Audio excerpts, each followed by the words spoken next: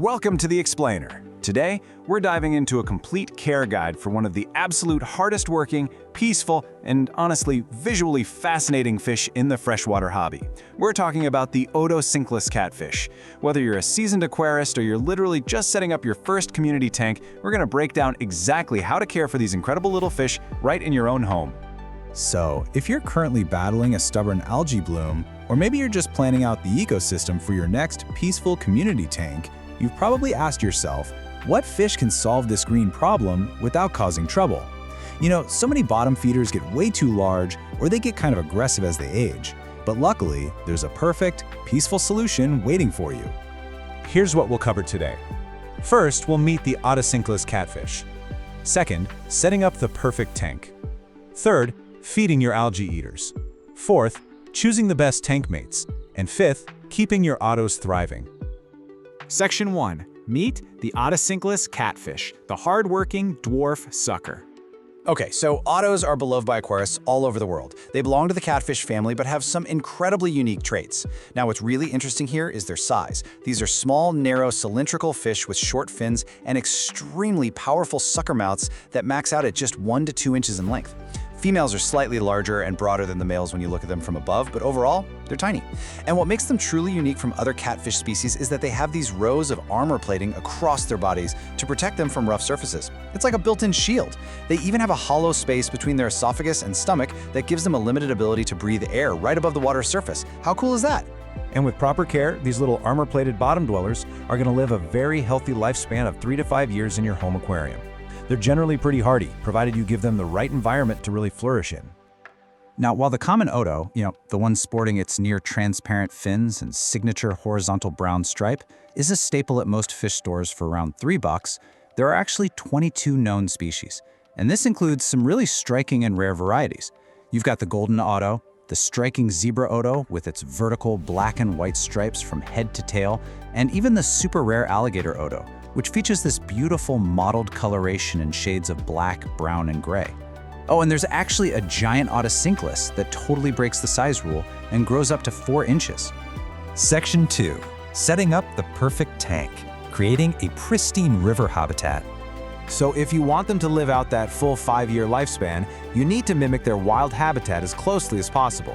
The absolute crucial point here is replicating their natural shallow, slow-flowing South American streams. This means keeping your water soft, warm, and highly oxygenated according to these exact parameters. A 10-gallon tank is the absolute minimum, but you'll definitely want to step up to 20 gallons if you plan on keeping 10 or more of them.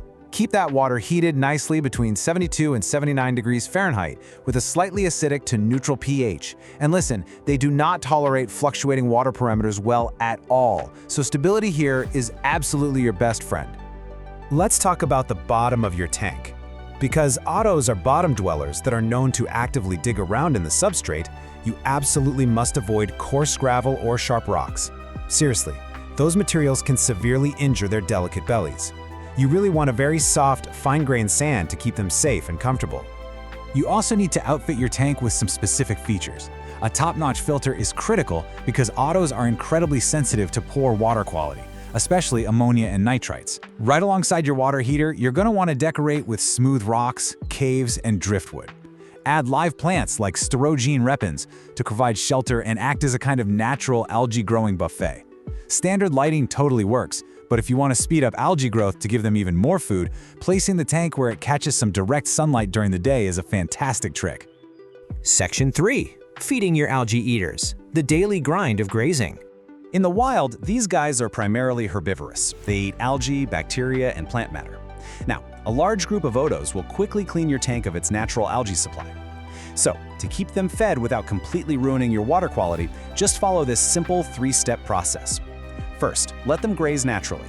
Second, once the algae starts getting low, supplement their diet daily with commercial algae wafers or small pieces of blanched vegetables like zucchini, lettuce, or spinach. And third, and this is vital for keeping that water pristine, make sure you remove any uneaten supplementary food after 24 hours so it doesn't rot. Because they spend most of their time just latched by their mouths onto surfaces, grazing away, you don't really have to worry about overfeeding them like you might with other fish. But you do need to actively watch your tank's natural algae supply. If your glass is spotless and the plants are completely clean, well, you need to step up that daily vegetable supplementation to ensure they aren't going hungry. Section 4. Choosing the best tank mates, creating a peaceful community. Alright, picking the wrong tank mates for an Otocinclus can literally be disastrous, mostly because they are entirely passive and have no real way to defend themselves. When picking roommates, just follow this golden rule. Pair your peaceful, passive Otos with similarly sized peaceful community fish. They get along wonderfully with cherry barbs, corydoras, tetras, guppies, and even non-fish mates like ghost shrimp or nerite snails. But you must never ever house them with large predators like oscars or cichlids. Basically, if a fish has a large enough mouth to view your Oto as a snack, they're gonna eat them. Now, when it comes to their own kind, I want to heavily emphasize this number right here, 6. You must keep Otocinclus in a minimum group of at least 6, though honestly, 10 or more is definitely preferable if you have the space. The reason for that strict group number all comes down to their temperament. They are naturally nervous, shy, and skittish fish that spend most of their time just darting for cover if they feel threatened. They are highly social, mostly nocturnal, and they rely entirely on the safety of a school to reduce their stress and build confidence. Having a proper school is absolutely non-negotiable for their mental and physical health. Section 5. Keeping your Otos thriving. Health, stress, and long-term care. To ensure your Otocinclus thrive over their entire lifespan, you really need to know what to look out for when things go wrong. And here is your biggest visual cue. If you ever notice your normally patterned fish turning noticeably duller in color, it is an immediate red flag. This dulling of their color usually means your water parameters are fluctuating, the water quality is dropped, or they are severely stressed by a tank mate. On the flip side though, if they're preparing to breed, they will actually get bolder and brighter to attract mates. While they are a pretty hardy species overall, and they don't have any diseases specific only to them, they are definitely susceptible to common freshwater issues like itch. If you see what looks like itchy, salt-like sprinkles on their body and fins, and you notice them acting lethargic or maybe rubbing their bodies against tank surfaces, that is itch. It requires swift action. You must quarantine the affected fish and treat them immediately with commercial treatments or aquarium salts. And what if you actually want to breed them? Well, they reach sexual maturity around 6 to 9 months of age, but be warned, breeding them in captivity is incredibly difficult. It's generally only recommended for professional breeders. To even stimulate mating behavior, you need perfectly clean water, a highly nutritious, protein-rich diet, and temperatures raised above 79 degrees.